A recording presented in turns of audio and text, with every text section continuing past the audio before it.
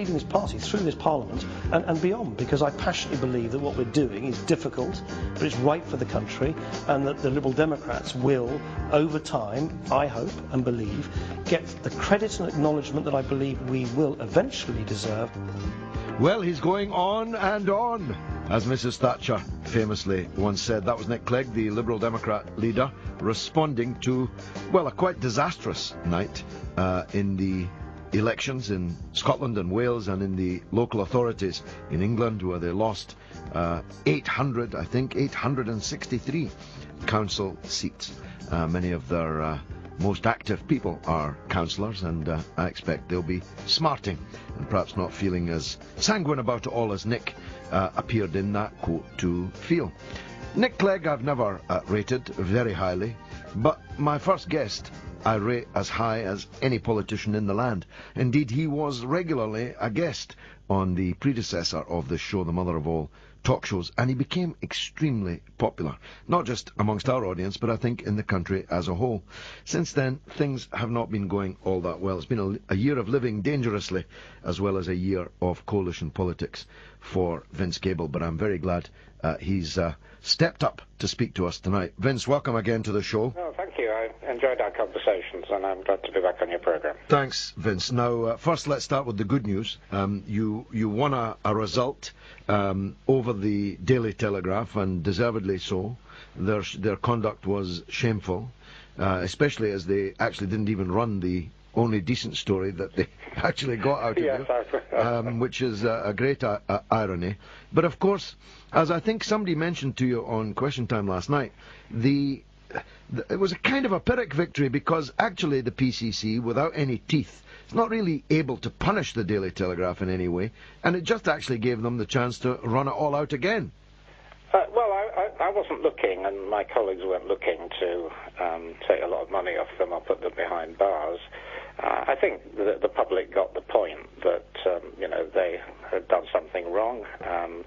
There was no justification for the snooping exercise, and it did a lot of damage. And I think, as David Blunkett said on the programme, which you obviously listened into, that he himself, he's not me, but another leading politician, now is very, very careful when he talks to people in his constituency, surgery and elsewhere. It has undermined trust, but I think what the ruling of the Press Complaints Commission established is that our relationships, which you had, of course, you were a constituency MP, with our constituents should be regarded as something that's confidential, and that principle has been upheld. Well, I thought that David Blunkett's comment was extremely powerful. Of course, it's doubly so in his case, as he can't, of course, see the whites of the eyes of the person that he's talking to or sitting with. But if we've now reached the stage where members of Parliament must assume that someone is deploying subterfuge to tape record what they're saying, well, they just, in the end, won't say anything interesting at all. Well, that's true. I'm trying not to be intimidated, and I continue to have good open discussions with my constituents about, well, obviously their own casework, which you have to do. But very often when you talk, as you know, because you've done this a lot, that when you're talking to a constituent about, say, housing benefit, a particular problem, you can't avoid talking about the general policy, and they want to know what, even if you're a minister, they want to know what you're going to do to improve the situation. So you have to get into an open, honest discussion about policy, and as you started at the beginning of the programme, I perhaps do live dangerously, but I think if you're going to do your job, you've got to some degree. Well, I think that's one of the things that people admire about you, and I'll come back to that in a minute. But it has been a year of living dangerously. It's also been an annus horribilis, if that's the proper Latin, for the Liberal Democrats. I mean, it started so brightly in that rose garden, but now we've got 2/3 of the voters thinking the coalition's a bad thing. Your councillors are going down like flies, well, a party which most people had some kind of affection for is in danger. I'm not saying we've reached that stage, but is in danger of becoming the fall guy, really, the whipping boy for the popular dislike of this coalition. Well, there is quite a strong element of truth in your analysis, but I think we need to look a bit beyond it. No, we had a very bad night on Thursday, and no denying that, and also losing the referendum on AV was not good either. the Labour Party also, went in expecting a great victory. They had a terrible result in Scotland and didn't really make any inroads in the south. So we weren't the only people to come away disappointed. But no, it was a bad result, and we've obviously got a lot of work cut out to explain to the public and our own supporters what the positive things we're getting out about being in this coalition. I mean, one tends to forget that we only have, for every 6 Conservative MPs or ministers, there's only 1 Liberal Democrat. So those are the odds that we face. But nonetheless, we got 70% of our manifesto into the coalition. A lot of the things that we fought for, including lifting low-income people out of tax, getting pensions properly linked to earnings, fighting for civil liberties and the environmental agenda, things of that kind. Those are things we've succeeded on. We've got to trumpet it more. And where the coalition hasn't yet done the things that we set out to do, really tackling tax avoidance for the wealthy and companies and dealing with the bank problem, we've got to deliver on that. I think I'm not pessimistic about it. Though you're quite right. It's been a very difficult year. Well, I mean, you were believable on these issues. You see, people believed that you were genuinely angry about the way that the bankers had taken us to the precipice. Indeed, partly over the precipice. Certainly for those now 15% of house repossessions, the large numbers of unemployed and so on, they're already over the precipice. And you sounded, unbelievably so, well, I am genuinely angry, and I was genuinely, and I'm genuinely angry, and I do believe that there is a very deep problem that we got into this massive economic crisis in substantial part because of a banking collapse, and it was particularly bad in the UK because our banking sector was so large. And there's a very good analysis, actually, a couple of days ago in the Financial Times, which showed that much of the growth that took place in the previous decade was almost entirely came from the finance sector. We just became hopelessly over-dependent on that particular corner of the economy at the expense of manufacturing and at the expense of sound economics. So which you were arguing before the crash. And I continue to argue that. Yeah, okay, but you were believable, but your friends, your honourable friends, and right honourable friends, now, because that's what you call each other, at least that's what they call you, and I've heard some of you calling them, your friends are not believable because everybody knows that these millionaires of the Chancellor, Osborne, and these Bullingdon boys, they're a banker's ramp. They're the friends of the bankers. They're the Notting Hill set. They live with and frolic with the bankers. So it's a kind of marriage made in hell, that one, Vince. Well, I don't think the bankers believe that, and they continue to complain vociferously about the fact that we've slapped on them a banking levy. I was at an event in the city during the week, and I had bankers endlessly complaining about the things we're doing. I'd check my food if I was you. Get a taster.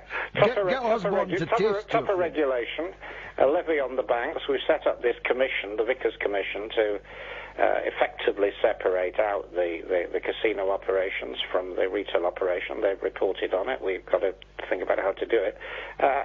Obviously, certainly I've made compromises. My colleagues have made compromises. We've not taken a particularly tough line on bonuses, and I think you'd be quite right to point to that, in return for taking a rather tougher line on getting the banks lending to good British business, because that's what we need to get us out of the mess. Well, I mean, we'll see how successful the unpicking of banking and the separation because we'll see how that turns out. One thing that you've fessed up to, and I was about, of course, to raise it with you, is the bankers are still making hay, this time directly with our money. They're still filling their pockets with bonuses. And, by the way, having just come from a 5-week election in which, of course, I met many small business people and people looking for mortgages, they're not lending money. We've given them a huge mountain of money. They're not lending it.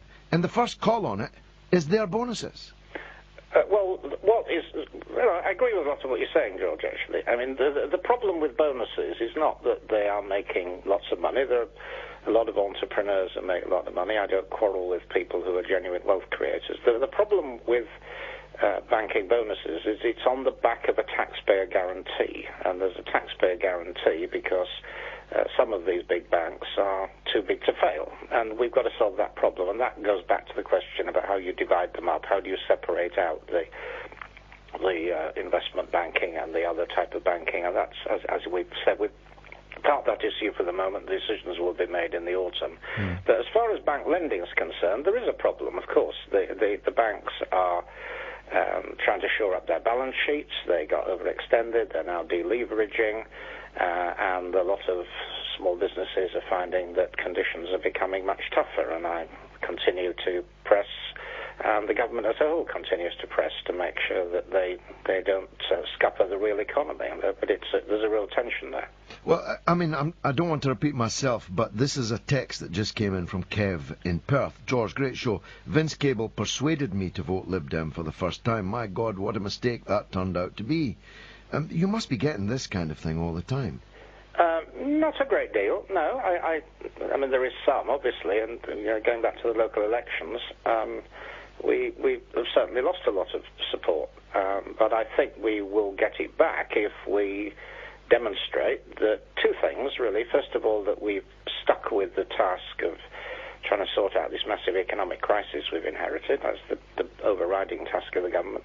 And the other is that within that, we bring out the genuine Lib Dem contribution, the contribution we make to the coalition agreement, and we deliver on it. I hope the gentleman in Perth stick with us and judges us fairly on that.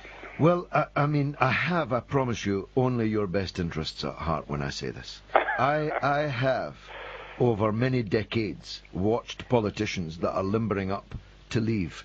And as I look at your cabinet colleague, Chris Huhne, I'm as sure as I can be that he is thinking of walking. And I hope that you'll walk before him, because he actually won't rescue your party, but you might.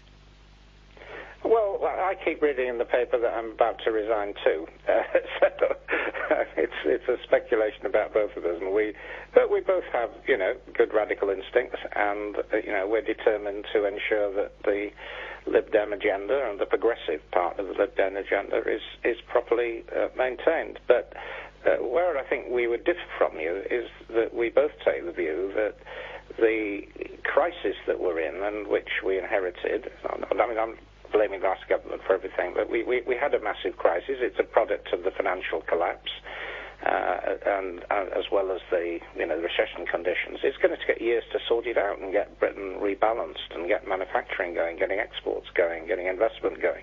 It's not an easy task, and certainly I'm not in any hurry to walk away from it. Well, we played a clip of Nick saying basically he was going on and on. Will you say whether you're going to go on and on? Yeah, well, we've made a commitment to a 5-year programme, and the policies are not going to succeed in a short period of time, because it does require, not just dealing with the deficit, that is a big problem in itself, but trying to get the British economy fundamentally restructured and put on a sounder basis. So we've set a 5-year time horizon, and I say I'm not in any hurry to run away. Well, thanks very much, Vince. Just mull over what I said in the quiet of the evening. Thanks very much indeed. Secretary of State for Business, Vince Cable, Member of Parliament. What do you think of what he had to say? Are the Liberals finished? I was about to say another F word. Are the Liberals finished as a result of the unholy alliance that they have formed with the Bullingdon Club in the form of George Osborne and David Cameron? Discuss. 08717 223344. That's the number to call. 81089 is the number to text, or you can email me through the website at talksport.co.uk.